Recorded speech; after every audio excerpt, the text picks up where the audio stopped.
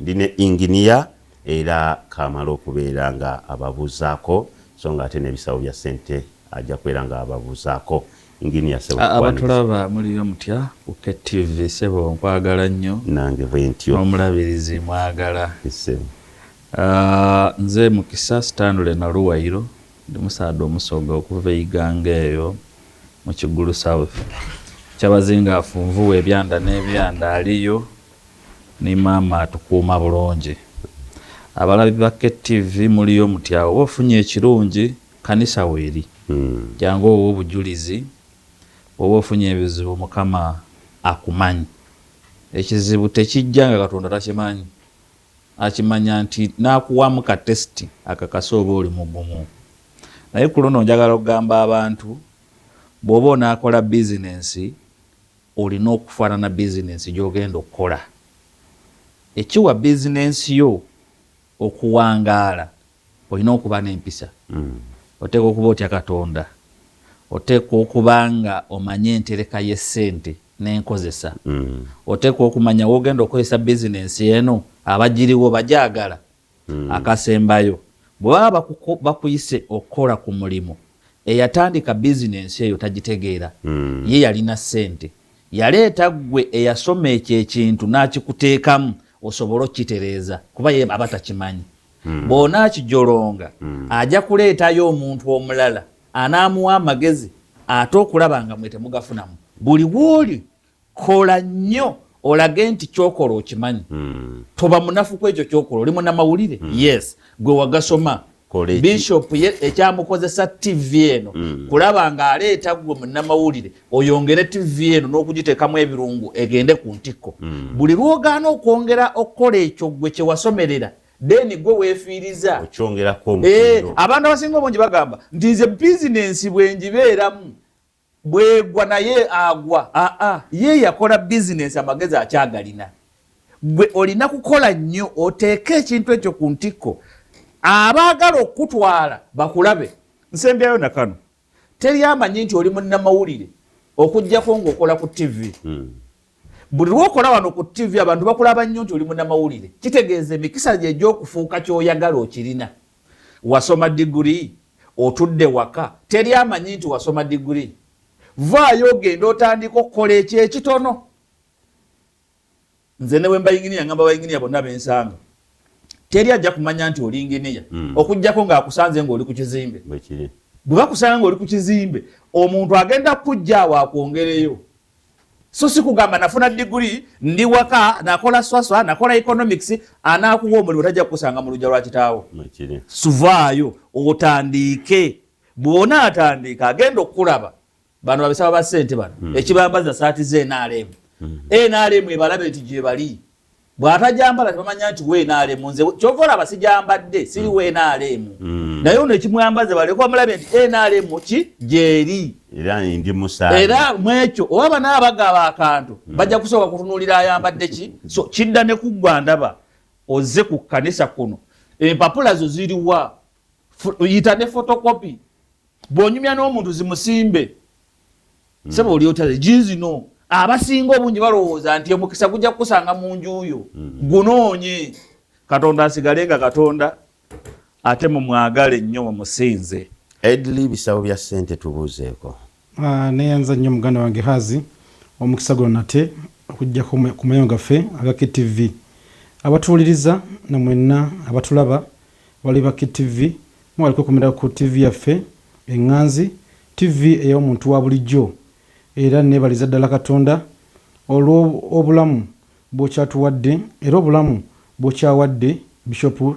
wamu ne David Sindi Kiganda ne batuwa obuweereza buno okujjanga ku mayengo okuteesa okubaganya ebirowoozo ebitwala eggwanga lyaffe mu maaso. Tumiddeko mwenna abazuukuse ng'ogenze ku mirimu okukola okukakkalabya na mwenna bazzukulu ba jjajja mwami Ssaabalwanyi okwetoola eggwanga. Baganda bange sagala mugwe mu maanyi. Binza okuba tebitambudde bulungi omwezi oguyise ogw'omukaaga, binza okuba tebitambudde bulungi olunaku lwajjo, naye ky'olina okumanya addiŋŋana amawolu yagajjamu omukuto. Bwe bigana leero enkyaka ez'amaanyi genda olumbe genda oyiribe kubanga nebona akola otya wano mafika noboliragawa muganda wange lwa mu nnyindo olwekula wekka oli agenda kujja okuyamba nga naawe wenyini nyini owenawe otandikidde n'olwensonga eyo togwanga mu maanyi leka kuwa sente ennaku leka kuwa sente mwezi tizabuza omwezi gw'omukaaga ozeesonyiye olina kutandikirawo mpola mpola kuba nawe kimanyi bulungi nnyo nkubaza mbogo zajja zokka mu bunnya baganda bange kale tweyanza nnyo munakasangati PLU ambassador admin NRM PLU yamize NRM endabya amawulire awo nga bagamba PLU yamize NRM mu bukedde olwaleero. Engineer, tutandise omwaka gw'ebyensimbi omujja era nalabyawo abantu beesomye okwongeza ebintu lwakuba kyesimanyi bulungi tebeesomye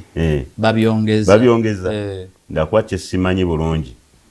bwe bongeza kangeze amafuta 2 omusolo wa gavumenti ono omuntu wa bulijjo nanyini business yayina kuongeza mmeka okumakinga equivalently mu transport mu birala n'ebirala awo wonna tuyiseewo. Ekisookerwako abalabi ba KTV olwaleero bajeti empya lwetandika okukola oba etandise yatandise ekiro kyolwa kikeeseza olwaleero ku ssaawa 6 ez'ekiro yabadde etandise okubanga naye nga tetunnatuukayo buvunaanyizibwa bwa gavumenti n'okujja wano ku KTV okunnyonnyola munnansi bajeti eyayita 2025-2026 kiki kye bakoze buvunaanyizibwa bwayo buli sekita yonna okujja wano ku TV egambe nti health bagiwa trillioni 5.7 trillion obutabalika 5 n'obutonde 7 esente ezo zaali za kukola kiki kye bakoze batuuseewa olwaleero tudde mu education sector bagiwa sente mmeka nti olwaleero omwana wa primary buli mwezi omusasula siringi 1,250 buli mwezi kitegeeza etaamu ziringanga kakaaga lukaaga something like that naye omwana oyo munnauganda bamuwadde kakaaga mu lukaaga gwe azaala omwana oyo wayongeddeko ki ye bwe tuvaawo enguudo ze twateeka mu financial ya eri ewedde ziwedde nga sente ezo ze baateekamu baazibawa oba era zigenda kufuna supplementary eyo yenkola ya gavumenti buli financial ya eggwako. Njagala n'okuba na wano ku TV yammwe wano we mutaba na weekly meetings mubeera ne monthly meetings now mwogera biki ebitambudde mu eyo wiiki oba mwogwo omwezi kati ate bali ababasingako batandika okutuula esente ze tufunye mu mwezi guno ziri mmeka kubanga tukusokola ki okusasula benyini batandika okulaba wano ne batunula. So buvunaanyizibwa bwa gavumenti olwaleero okunnyonnyola munnansi kubanga bajeti eno ya muntu nganze naawe wadde gavumenti yebekoze eki egisomye. Therefore nze nandibadde ndowooza nti okutandika n'enkya KTV eno yandibadde bize nnyo okuyita buli kitongole kijje wano kinnyonyole ekyo kyekisse eggwanga lyaffe lino ddungi naye bannansi tebabawadde budde kubannyonnyola biki bye babakoleddwa bawulira mubawulire wano kati nga bw'oyinza okujja wano n'obagamba mukimanyi tugenda kuba n'egundi nakino gwobawa. So buvunaanyizibwa bwa gavumenti okunnyonnyola omunnansi ekyo kyeriko ekyokubiri. Olwaleero ebibiri byeyongeddeko ku mafuta ebibiri byeyongeddeko ku sukaali owa booda abadde asasula $200 kati agenda asasula mitwalo gatya 5 ate aga 5 tegali ku agula booda agitunda naye gavumenti awo we yakwekera ekintu ekyo ono atunda piki bekyagitunda miliyoni 4 katutwala ekyo bamugambye ku miliyoni ez'ennya alina okujjako emitwalo ameka 5 agasasuleyo ye kyagenda okukola tagenda kufiirwa piki agenda gitunda obukadde 4 n'ekitundu kyokka aguze piki alina okukwata emitwalo 3 agisasule piki eno okudda mu mannya ge oba nfuna bulungi naye nakubaliramu wano nti waliwo emirimu mu ggwanga gano egitajali gya kusaaga nakuwa ekibalo wano nekugamba boda lita y'amafuta tugenda giba ya 15 mwaga 5 boda weba enywa liters 2 ze 3,110 kwata 3,110 okubyemu boda toto ya boda eziri mu Kampala moka akakadde ojja kulaba nga oli mu trillioni ze sente wa bilioni ze sente kitegeeza omulimu gwa boda tegukyali gwa kusaagiriramu mulimo gwongera economy mu ggwanga kati kitegeeza nti abaana bano abanywa amafuta nga bongera economy mu sente mu ggwanika tubakoledde tutya ekyo kyekimu ekyokubiri waliwo sente obukadde 10,000 obwayita obw'abageto nga bagamba kati ebusoga bagenda kulonda okulaba nga balonda bageto bano babawa structures babawola sente omwana aze mu geto amanyi yawulidde obukadde 10 bwakoze eki bwazze ayagala sente kati oli omwana omukonvinsinga n'omugamba nti obukadde buno 10 tulina buku teekera tubeere kyetukukoleramu oteekwa kumusomesa wano mu Uganda amagezi amalungi we gasinga the whole world naye okuimplementinga eyaleeta emyoga bwakikunnyonnyola ogamba nti bannanga abantu bagenda kuva mu bwavu naye genda ku ground kyekiriyo so budget nga tugitunuulira budget ebintu engeri gye bikolebwamu ekigirema ekyokubiri budget ya Uganda eya trillioni 84 n'obuwumbi 309 naye bakugamba nti trillioni 44 ziva mu ffe oba nfuna bulungi kitegeeza trillioni endala 4 za kwewola njagala kuwa example bw'oba odda ewaka n'ogenda ku butcher n'ogula kiro y'ennyama n'ogamba owa butcher ninako sente za kiro y'ennyama emu naye ntemera kiro mmeka owa butcher n'akuwa kiro 2 n'odda ewaka bw'odda ewaka ennyama oba ogiguze oba ogyewoze oba weewozeeko kitegeeza tosobola kugula nnyama ya mu makaago tekitegeeza nti gwe okuwa abaana b'okulya ne bakkuta olina kusooka kukola ki kwewolerako anti okola awe n'esuubi anti kyekugambye kitegeeza ogenda tambuliramu eyo embeera Uganda ekikubeesa nga haafu ya budget ogenda gyewola kyeki olina essuubi ly'amafuta tegannatuuka anti kati tegaliiwo olina byolina okulwanya omanyi KTV weeri tosobola kunnyumiza ku mukutu mulala nga ndabawo KTV guli ogujja si mukutu omukutu oguliwo ekiriwo kyekyo so olwaleero bajeti yaffe obanga haafu ogenda kwewola kitegeeza tukyalina obuzibu bungi okulaba nga twetambuza n'okwewanirira therefore gavumenti wano juzi yasala emikolo oba okimanyi bulungi emikolo gya gavumenti gyakendeera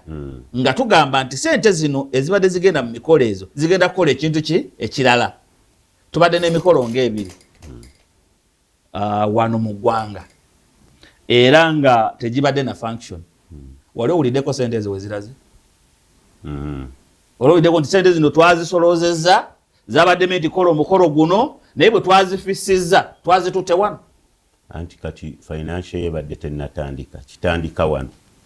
giri emikolo gibadde girina okusigala kati sente ezo ezaali zateekebwateekebwa okukola ekyo zaalagawa because budget yaliwo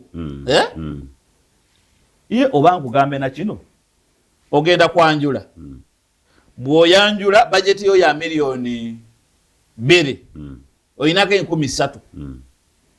banno ne bakusondera esente ezisigadde osobola okuyimira abasajja banno bagamba nti omukazi wuwo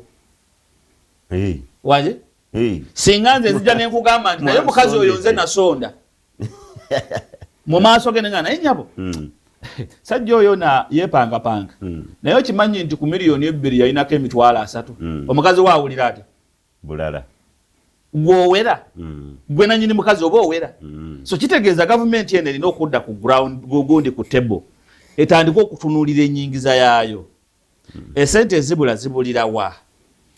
ongambye nti abaka ba parliament bali mu retreat olwaleero ekitutwala mu retreat kumanya mpeereza nange gye tugenda kukwatamu ssente naye olwaleero omubaka wa parliament tojja mugamba nti twayize engeri gy'ogenda okukwatamu essente n'okulaba nga tulumirwa mu bannayuganda ku bukadde 315 tuggyeko 10 agenda kuyomba tukwatemu awo bisawo bya ssente ebintu obiraba otya ebintu ssente zigenda kuvaawo era budget ogisuubira kugattako ki ku ggwanga njala kutegeeza bannayuganda bonna batulaba tuleme kweyaliikirira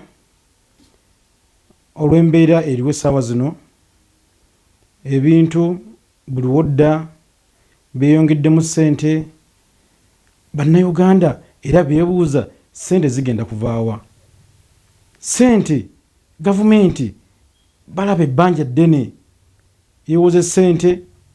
eteeke mu nteekateeka mu programs ezigenda kuyamba bannayuganda naye omuntu wa wansi ono alina ebibuuzo bingi abali ku ludda oluvuganya ebibuuzo balina bitirivu nnyo ssente zigenda kuvaawa bannayuganda njagala obba wa assurance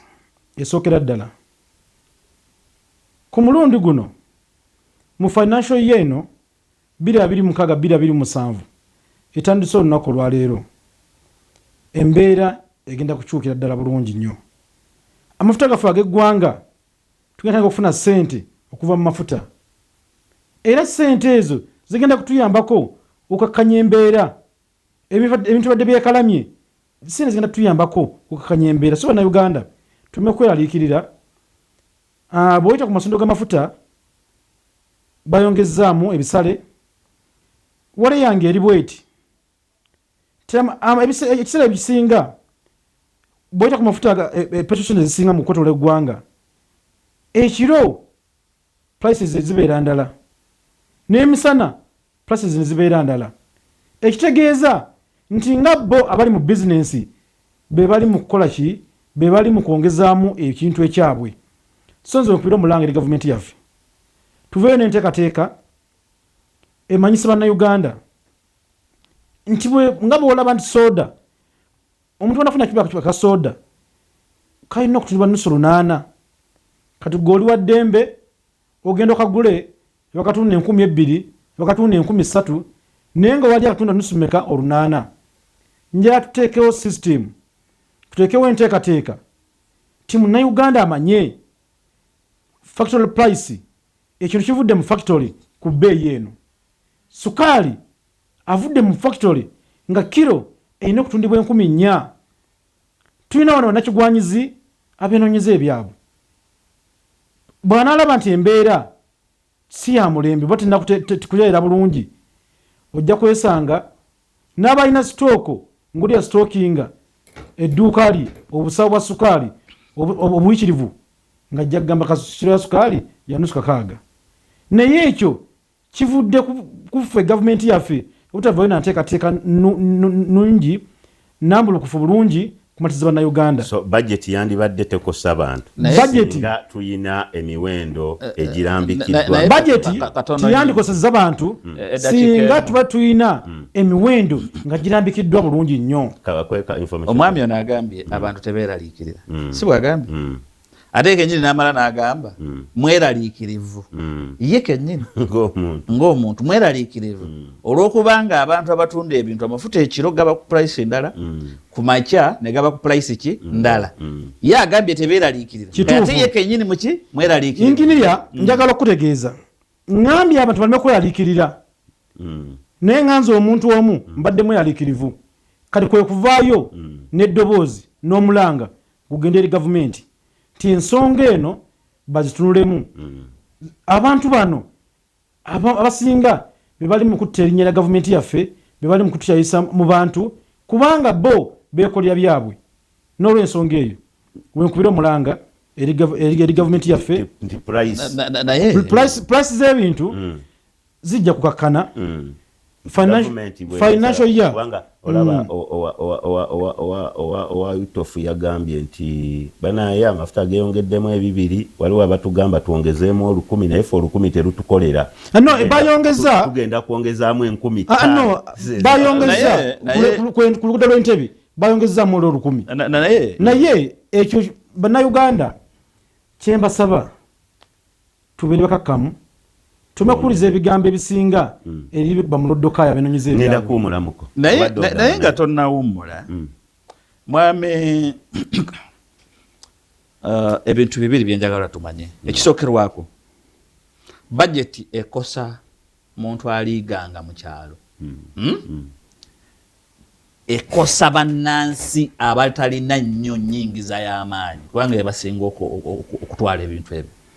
era mu kunyigiriza tebanyigiriza nnyo transport nti bw'oba ogenda kulinnya ennyonyi tukutaddeko omusolo w'egguti banyigiriza nnyo butto sukaali sabbuuni mafuta kubanga omunnansi bw'asinga okukola ki okufuna naye njagala okugamba kino sukaali ow'olwaleero ne wanaabeera mu kakaaga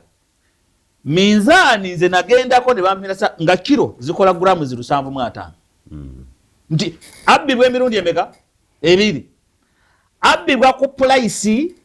nabbibwa ne ku minzaani katutandikira awo mu miwe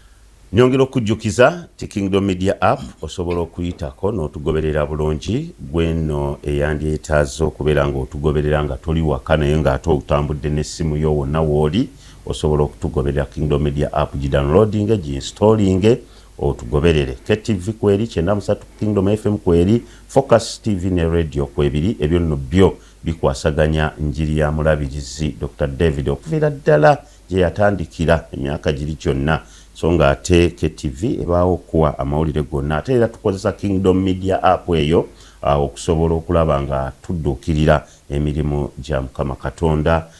mu ngeri emu oba endala. Engineer Mukisa, ebya budget ndowooza tubiveeko olwakadde. Naye mbadde nkugamba mu bumpempe nti budget eno tegenda kukosa batumbuto abalinamu ku kasente abenjogera zino. Nkugambye nze nina ejjinja lyange lya kiro gayi bwe yampimira kiro nenjayo ejjinja yangamba ennyama yange gireka kitegeeza agula talina buyinza bwogera kwona amubba oba nfuna bulungi naye ate minzaani zino abazikoonesaamu buli mwaka babajjako ki sente okubanga bazitwala zikoonesaamu balina obudde obusobola okunoonya minzaani ezo bazireete bazikoonemu babawe sente tebalina budde bunoonya minzaani zitatuukanye mu kitundu kuzikwata ng'era bw'olaba URA erina obudde ereeta ka drone okujja katugeze genda kukola assessment ya Kingdom erina obudde obujja wano ebuuze enyingiza yammwe n'ebagerera omusolo naye terina budde busomesa abantu omusolo gukola gutya gufaanana gutya. Njagala ekibuuzo kino okitwale. Waliwo wa URA eyajjako mu chaachi ya Bishop n'agamba nti Bishop ekindeese mpaayo eddakiika 5 nsomese ku musolo n'agaana tubeera na 3 ani njagala muleete kubanga mbeera ngoberera teriyo katambi konna kali kalazeeko nti Bishop akola 3 era owa URA azze amusabye eddakiika 20 n'agamumma obudde obunoonya sente babulina obudde obusomesa abantu tebabulina. Therefore government yawe ebintu byo ebifiira ababaka tebalondoola ababaka okulondoola kwabwe bonna wamu omanyi aba opposition eyammwe n'abenare ababaka balya sente zaffe nnyingi nakugamba obwa parliament mulimu tebutukyali kubuweereza gwe genda obuze abakulu abatusingako edda obuweereza balondanga busobozi bwa muntu gundi jagenda nga bakwegayira bwegayirizi jangu otuweereze olwaleero obuweereza muki mulimo era njagala kubuuza oba okwogera kino president bwe yali ayogera n'abamu ku ba economist bagamba nti tugenda kukendeeza ensaasaanya ya gavumenti tusobole okulaba nga sente ezo tuzifunira ekifo. Olwaleero kololo weeri ya bwereere baganye okuteeka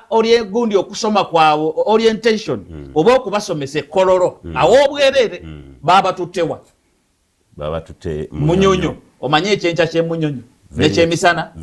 tukendeeza oba kweyagaliza kyogamba tusobola kufuna catering service ne tugiteeka ekololo n'ekifo ne tukitimba nga President Museveni waaba agenda okulayira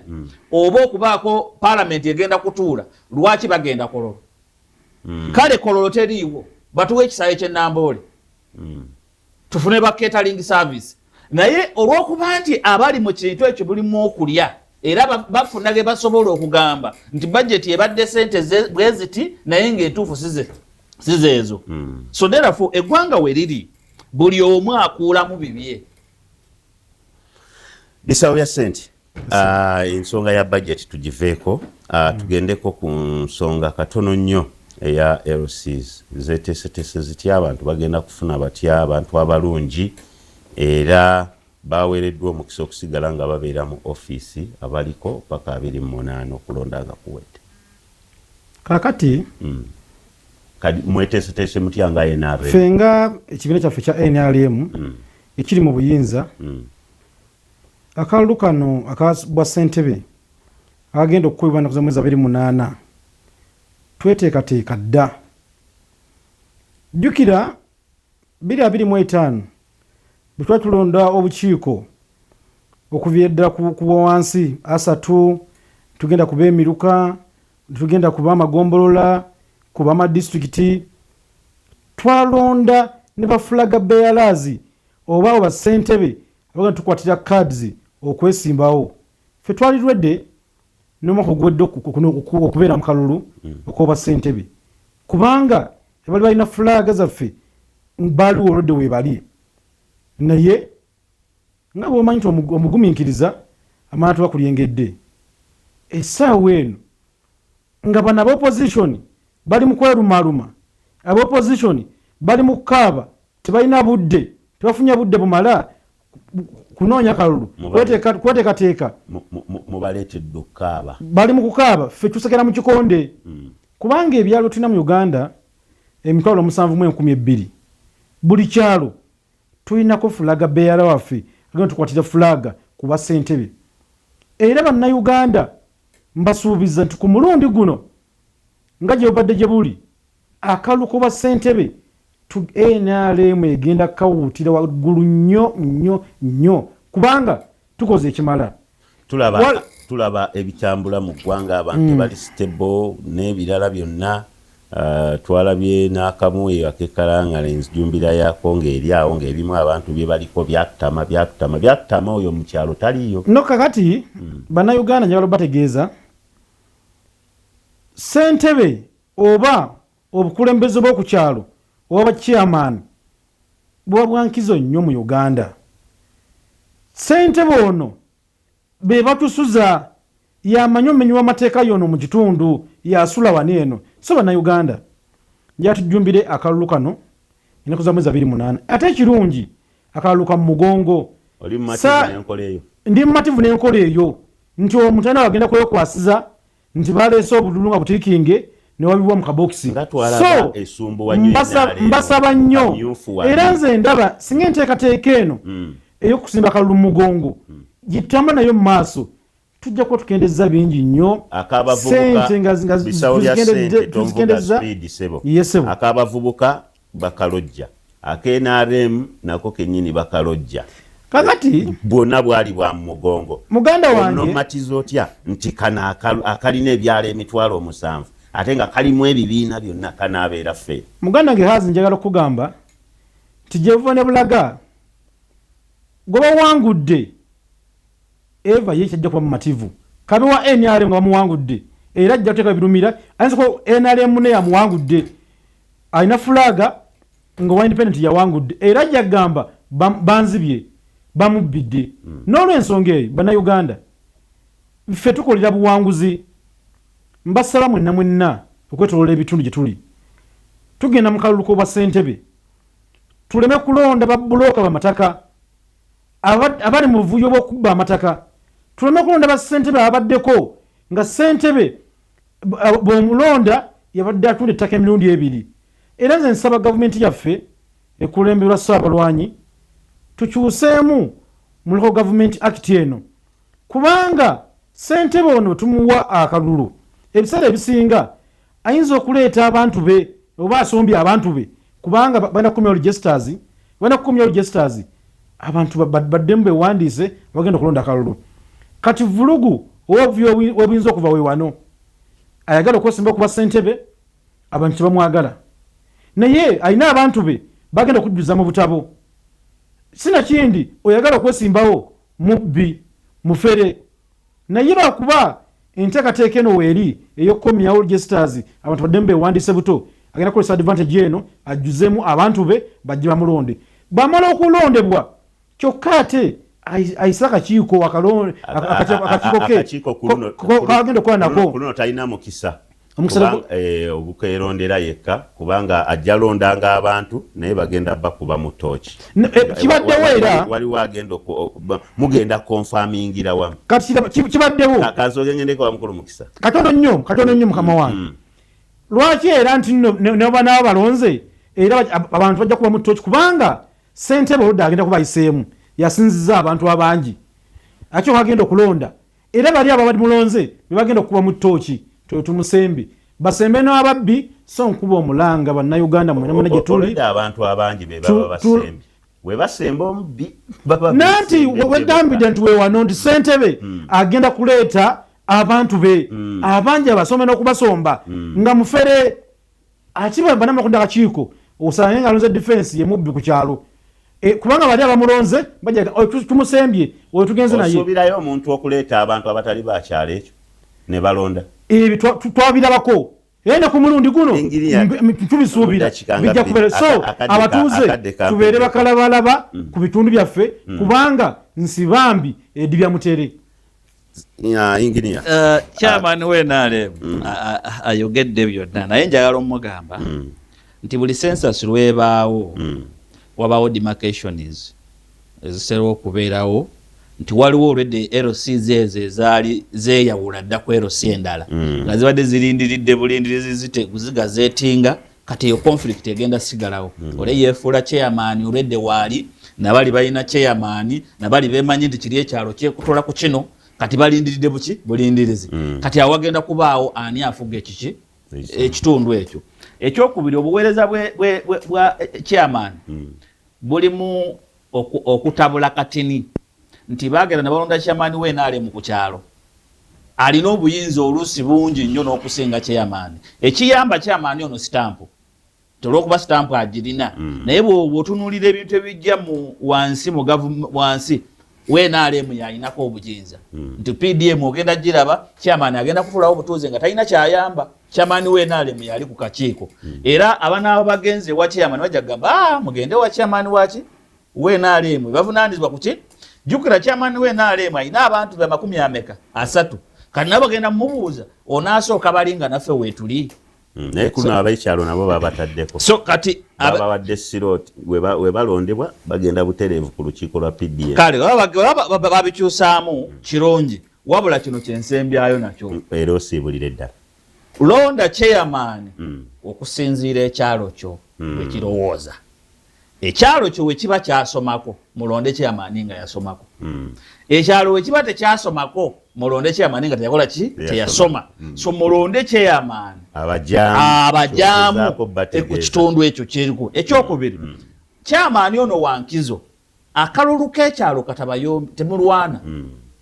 temukubagana kubanga omuntu oyo gwoli mu kuyomba naye yagenda okusookako ng'ekizibu kituuse oba nfuna bulungi yagenda okusookawo gwogenda okweyazikwa njagala y'akagaali njagalayo kino nfunye ekizibu semba munoonya akalulu kano temuyomba temukonta nawe chairman toteekawo mbeera eyinza okubaawula yaawulamu nti ono yanonze ono si yakoze eki si yanonze olw'ekyalo ekirungi bakoba nti bana basoga banange mulonde mutakubagana ate mutavuma kubanga buli lwonaalwana tolina kufuna buyambi y'omuntu oyo niwe chairman ali kujja okubitamu guno ogire mu muzaano bw'oba ng'oli takulonze bw'abayidde mu ofiisi yo ng'ali kwenda obuyambi tomugoba kyabazinga afunvuwa ebyanda n'ebyanda ninze mu Kisasi Stanley Naluwairo okuva Nankonge inginiya mwebale eno mwebalirala tumukomyawo mu kigulu wadde ku luno omwatufu kyampa omanyi tugenda kudda omanyi bagenda okutegeera nti nze alina okuba memba wa parliament ng'akalulu kawedde chairman second siibula neyanziza nnyo mwenna abadde balaba KTV mwali kwegumira ku TV yaffe Nganzi. Nsigadde nze bisabo bya ssente essuubi lya Kyaddondo NRM activist chairman Kasangati NRM mission team era youth peer chairman wa Kiso district. Mukama Katonda buli omu amukyasinga okwagala Mukasangati tuli mukulenda bukulembeze wa PDM Sako nkunga abantu mwenna mugende mulondo obukulembeze bwamwe mu bitundu ebyenjawulo. His Excellency Dr. Museveni Ssabalwanyi omugulusi ampa wamu ne Majinga mama Jenti Kateka Museveni omukama Katonda abatuwangalize abawe kyemusinga okuwagala missioni emyaka 10 nga muli wamu kale tubagaliza katukomewo ozanne emyaka emeganzi tugenda komawo ne Zion Prayer Mountain